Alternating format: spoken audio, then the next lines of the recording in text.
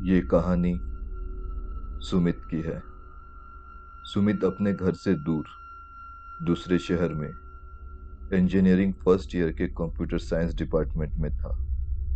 एक दिन सुमित को उसके दोस्तों ने डार्क वेब के बारे में जानकारी दी। सुमित ने भी सारी बातें गौर से सुनी और डार्क वेब को लेके उसके मन में बहुत उत्सुकता जागी।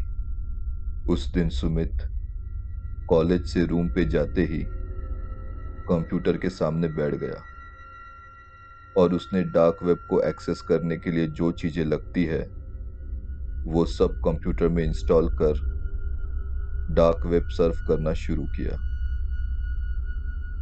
Higher a hitman dot onion, your slave dot onion, torture room dot onion, ऐसे कई विचित्र लिंक उसे मिले, पर नाम पढ़ के ही उन्हें क्लिक करने की हिम्मत सुमित की नहीं हुई।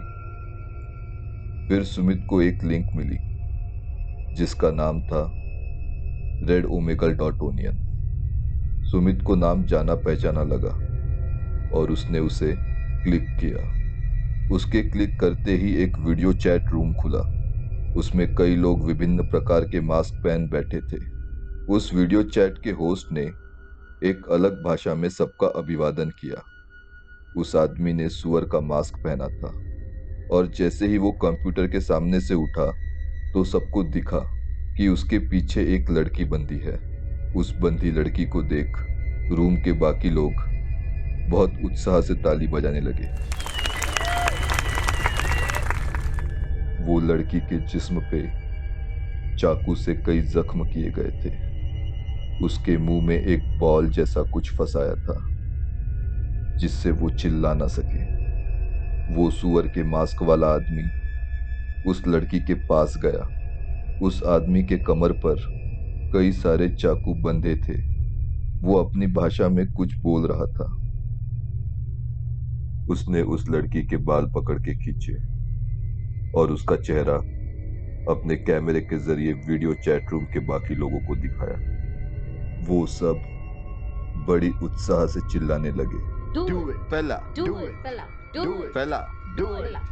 सुमित को उस रूम के इंग्लिश बोलने वाले लोगों की आवाज से समझा कि वो सब अपनी अपनी भाषा में डू इट मतलब कर दो अब चिल्ला रहे थे। और उस सुअर के मास्क पहने आदमी ने अपने बेल्ट से एक तेज चाकू निकालकर उस लड़की का गला रेत दिया। सब लोग ताली बजाने लगे और उस लड़की के गले से बहते खून का दृश्य देख मजे लेने लगे। फिर उस आदमी ने लगातार उस लड़की के पेट पर चाकू से वार किया। 1, 2, 3। उसने ऐसे करते करते 21 वार किए। ये सब होता देख सुमित एक पुतले की तरह अपनी जगह पर जम गया। वो अत्यंत घबरा गया था। जब उस सुअर के मास्क पहने आदमी ने उस लड़की के मृत शरीर के मुंह में बॉम्ब डाल के उसके सर को उड़ाया, तब उस धमाके से सुमित होश में आया और उसने चैट बॉक्स में लिखा, बंद करो ये सालो, शैतान हो क्या। फिर ये चैट सेंड होते ही उस रूम में ज्वाइन हुए लोग एक एक कर रूम से बाहर हुए। वो सुअर के मास्क वाला आदमी लोगों का शोर कम होता सुन अपने कंप्यूटर के पास आया और उसने पाया कि उस रूम में अब 2 ही लोग थे, एक सुमित और एक वो। उसने सुमित से इंग्लिश में कहा, I got you. You are next. ये सुनते ही सुमित ने डर कर अपना ब्राउजर बंद कर दिया और कंप्यूटर को शट डाउन कर वो बेड पर लेट गया। वीडियो चैट रूम में हुए सारी घटना को सोच उसके हाथ पांव पर अभी भी कांटे आ रहे थे। 2 घंटे बीते और सुमित का मोबाइल बजा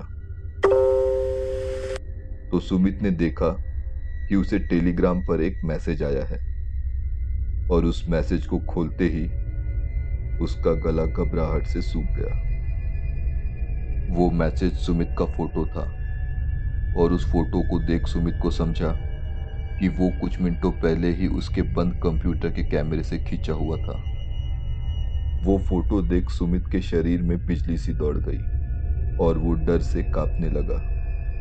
उसने अपने कंप्यूटर को इलेक्ट्रिक बोर्ड से और इंटरनेट केबल को कंप्यूटर से पूरी तरह डिस्कनेक्ट कर दिया। उसने अपने दोस्त रोहित को फोन कर सारी बात बताई और रोहित को अपने रूम पर बुला लिया। सुमित बहुत डर गया था। वो डार्क वेब पे क्यों गया, ये सोच वो खुद को कोस रहा था। रोहित को फोन कर आधा घंटा बीत गया था कि सुमित के घर के बाहर किसी गाड़ी के जोर से ब्रेक मारने की आवाज आई और फिर लोगों के बड़बड़ाने की आवाज आने लगी। बाहर क्या हुआ है ये देखने सुमित घर के बाहर निकला तो उसने पाया कि रास्ते के बीचों बीच बहुत भीड़ जमा है। सुमित उस भीड़ के पास गया और फिर जो उसने देखा वो देख उसके पैरों तले की जमीन खिसक गई। उसने देखा कि रोहित रास्ते के बीचों बीच मरा पड़ा है। उसके बॉडी को देख समझ रहा था कि किसी बड़े गाड़ी से उसका बहुत भयंकर एक्सीडेंट हुआ है। सुमित को उसने जो डीप वेब में हायर अ हिटमैन लिंक देखी थी उसकी याद आई। सुमित को रोहित की बॉडी देख रास्ते पे ही चक्कर आने लगे, पर उसने खुद को संभाला और वो रूम पर वापस लौटा। तभी उसका मोबाइल फिर बजा और जब उसने मोबाइल देखा तो उसे टेलीग्राम पर एक ऑडियो मैसेज आया था। जब उसने वो ऑडियो बजाया तो फिर वो चौंक उठा। वो ऑडियो उसके और रोहित के बीच बातचीत का था, जिसमें सुमित ने रोहित को डार्क वेब पे हुई सारी घटना बताई थी। फिर दूसरे अकाउंट से सुमित को दूसरा मैसेज आया जिसमें लिखा था, tell this to anybody else and see the consequences. अर्थात इसके बारे में किसी और को बताओ और फिर देखो क्या होता है।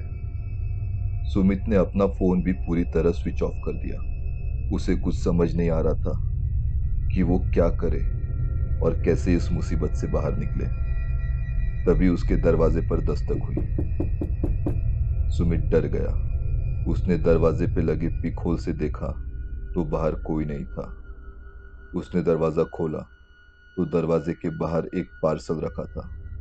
उसने वो पार्सल अंदर लिया और जब उसे खोल के देखा तो उसने पाया कि उसमें बहुत सारे प्रिंट आउट है, जिसमें सुमित के घर वालों ने पिछले 10 महीने में इंटरनेट पे जितनी भी खरीदारी करी थी और बिल भरे थे उसके सब डिटेल्स हैं। और आखिरी पन्ने पर इंग्लिश में लिखा था, रोहित के एक्सीडेंट के बारे में पूछताछ करने पुलिस तेरे रूम पे आएगी। तूने पुलिस को कुछ भी बताया तो समझ ले। ये मैसेज पढ़ के सुमित के दिल की धड़कनें तेज हो गई। वो रोने लगा और रोते रोते उसकी नज़र उस पार्सल के प्रिंट आउट्स पर पड़ी तो वो सारे प्रिंट आउट धीरे धीरे धुंधले पड़ रहे थे और सुमित के देखते देखते प्रिंट आउट की सारी इंक उड़ गई। अब वो कोरे कागज में तब्दील हो गए थे। 15 मिनट बाद पुलिस आई। सुमित ने उन्हें डार्क वेब के बारे में कुछ नहीं बताया। उसने कहा रोहित पढ़ने आ रहा था और रास्ते में उसका एक्सीडेंट हो गया। पुलिस पूछताछ कर रोहित की हत्या को एक्सीडेंट मानकर निकल गई। रात के 1:30 बजे सुमित अपने बेड पर बैठा था। उसे नींद नहीं आ रही थी। वो डार्क वेब के जाल में इतने बुरी तरह फंस चुका था कि उसे इससे बाहर निकलने का कोई रास्ता नहीं मिल रहा था। तभी उसका फोन बजा और फोन की आवाज सुन उसे अपने कानों पर विश्वास नहीं हो रहा था। उसे समझ नहीं आ रहा था कि बंद फोन कैसे शुरू हो गया। उसने कपकपाते हाथों से फोन उठाया तो उसे चैट का नोटिफिकेशन दिखा। उसने जब टेलीग्राम का वो चैट खोला तो उस पर सुअर का इमोजी बना था और फिर एक मैसेज पॉपअप हुआ जिसमें लिखा था, बेवकूफ, मोबाइल कभी स्विच ऑफ करने से सच में बंद होता है क्या? मैसेज पर सुमित की हवाइयां उड़ गई और उसने कपकपाते हाथों से इंग्लिश में टाइप किया, प्लीज मुझे छोड़ दो, प्लीज, मैं किसी को हुई घटना के बारे में नहीं बताऊंगा। तो सुमित को रिप्लाई आया, तुम बच्चों को डार्कनेट पे आने से पहले 100 बार सोचना चाहिए। अब तू अगर बचना चाहता है तो जैसा मैं बोलूं वैसा कर। अपने कॉलेज के मेन गेट पे जा। वहां एक 62 साल का चौकीदार है, उसका गला काट दे और 52 बार उसके पेट पे चाकू से वार कर। तभी तुझे और तेरे घर वालों को जिंदा छोड़ूंगा। रिप्लाई पढ़ सुमित की आंखों के सामने अंधेरा छा गया, हाथ पांव ठंडे पड़ गए और दिमाग सुन्न हो गया। तभी उसके फोन पे फिर मैसेज आया, तेरे पास 30 मिनट है इस काम को अंजाम देने को। मैसेज पढ़ सुमित पसीना पसीना हो गया। सुअर के मास्क वाला आदमी उसे अब हत्या करने के लिए बोल रहा था, पर इस डार्क वेब के जाल से निकलने के लिए सुमित के पास और कोई रास्ता नहीं था। सुमित अपनी गाड़ी लेके कॉलेज के मेन गेट पहुंचा। चौकीदार गेट के सामने कुर्सी पे सोया था। सुमित के बाइक की लाइट चेहरे पर पड़ने से उसकी नींद टूटी। सुमित किचन नाइफ लेके चौकीदार की तरफ बढ़ा तो सुमित को देख चौकीदार बोला, तू फर्स्ट ईयर का सुमित शिंदे है ना? सुमित ने चाकू निकाला। चाकू देख चौकीदार धंधरा गया और उसने डर कर अपना डंडा सुमित की तरफ किया। सुमित ने हाथ सीधा कर चाकू चौकीदार को दिखाया और फिर बोला, मेरे माँ बाप को बोलना मुझे माफ कर दे। और उसने चाकू से खुद का गला काट लिया और वहीं गिर गया।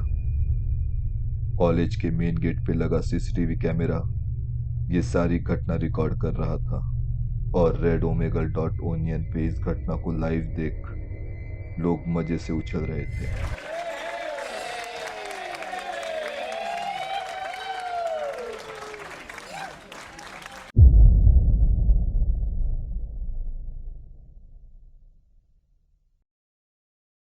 अगर आपको ये कहानी पसंद आई है तो इसे अपने दोस्तों के साथ शेयर करें, हमारे चैनल को सब्सक्राइब करें और बेल आइकन को प्रेस करें।